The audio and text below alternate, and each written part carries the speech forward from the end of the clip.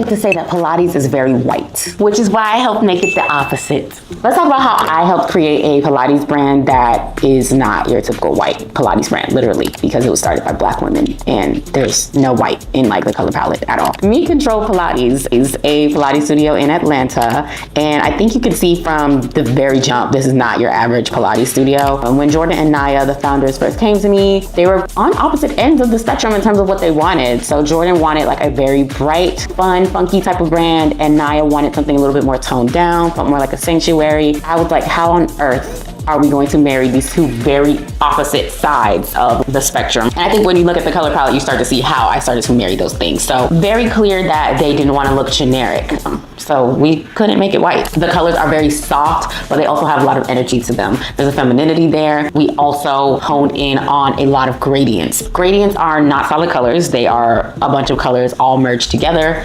And that starts to create a sense of movement in what you're looking at when you see gradients. I thought that that was a perfect way to marry the idea of something softer with these toned down kind of pastel-y colors and a way that makes things still feel energetic and not super stagnant in a way that white and minimalist type of vibes tend to look. Then when we got to the logo, same thing applies here. There was an upscale vibe because we were targeting a higher demographic. Wanted to make sure that things don't look too sterile, look too generic, or too upscale. How can we add movement to the logo? There's a little wiggle in the letters. There's some movement in the letters. It doesn't feel super boring and stiff. We wanted to make sure that something was happening that made you feel really curious about what's so different about this Pilates studio compared to other places. And from there, we started to realize how much that applies to every other touch point. So the interior design, how can we show these gradients in a way that still feels really calming, but not necessarily super overwhelming? Even the website having a lot of movement. How do we start to put in this new way of thinking into all of the different places that we can put it? Whether that's in the merch that we're making, interior design, the front desk designs that we came up with, the social media templates that we came up with as well. How can we put all of that together so that everything looks cohesive? Because that's also something that you need to do. But